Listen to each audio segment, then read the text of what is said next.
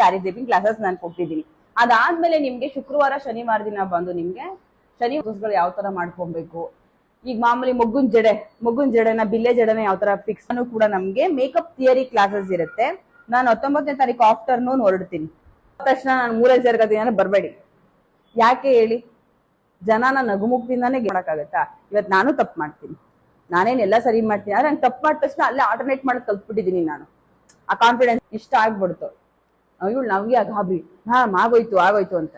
Relax, hurt ಮಾಡ್ತಾ ಇಲ್ಲ ನಾನು. ಈ ತರದ್ ಆಗತ್ತೆ. ನಾನು ಕೇಳ್ತಾನೆ ಇದೀನಿ, ಇಲ್ಲ ಮ್ಯಾಮ್ ಎಲ್ಲಿದ್ದೀರಾ ನೀವು ಹೇಳಿ ಅಂದ್ರು. ನಾನು ಅವಾಗ್ಲೂ ಹೇಳ್ತಾ ಇದ್ದೀನಿ ನಾನು ಈ ಪ್ಲೇಸ್ ಅಲ್ಲಿ ಇದ್ದೀನಿ ಅಂತ. ಅವ್ರಿಗೆ ಅವಾಗ್ಲೂ ರಿಯಲೈಸ್ ಮೇಕಪ್ ಮಾಡಿರ್ಬೋದು ಮ್ಯಾಮ್. ನಾನು 12 ಗಂಟೆಗೆ ಹೋಗಿ ಮೇಕಪ್ ಮಾಡ್ಕೊಂಡಿದ್ದೀನಿ, 10 ಗಂಟೆ ಮೇಕಪ್ ಮಾಡ್ಬೇಕಾದ್ರೆ. ನನಗೆ ಏನ್ ಟೈಮ್ ಟೇಬಲ್ ಕೊಟ್ಟಿದ್ರು, ನಾನು ಡ್ರೈವರ್ಗೆ ಆ ಟೈಮ್ ಟೇಬಲ್ ಕೊಟ್ಟಿನಿ, ಆಯ್ತು ಕರ್ಕೊ ಹೋಗೋಣ. ನಮ್ದು ಏನ್ ತಪ್ಪಿದೆ ಮ್ಯಾಮ್? ಇಲ್ಲ ಅಂತಂದ್ರೆ ಅದು ನಮ್ ತಪ್ಪು ತಾನೆ. ಅವ್ರಿಗೆ ನಾನು 500 ರೂಪಾಯಿ ಕಡಿಮೆನೆ ಹಾಕಿಸ್ಕೊಂಡೆ, ಪೇಮೆಂಟ್ ಹಾಕ್ಬೇಕಾಗಿತ್ತು. ವಾಟರ್ ಬಾಟ್ಲ್ ಕೊಡಿ, ಸ್ನಾಕ್ಸ್ ಏನ್ ಮಾಡಿದ್ರೆ ಕೊಡಿ ಅಂತಂದ್ರೆ ಅವ್ರೇನ್ ನಮ್ಮ ಮನೆಯವರಾ?